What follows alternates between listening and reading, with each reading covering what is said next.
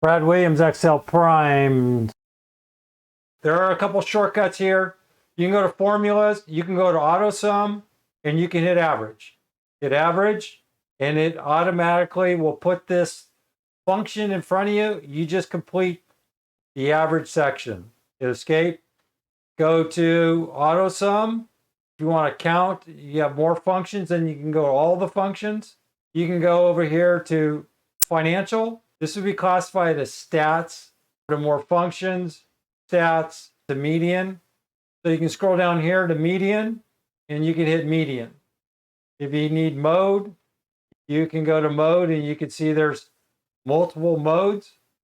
Go to the formula bar, go to statistics, and you can see there's an endless number of statistical functions. Go to average. You can see there's a number of choices.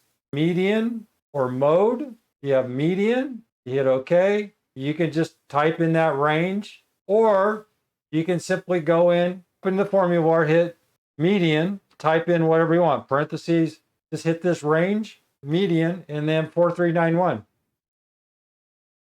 Brad Williams, Excel Prime.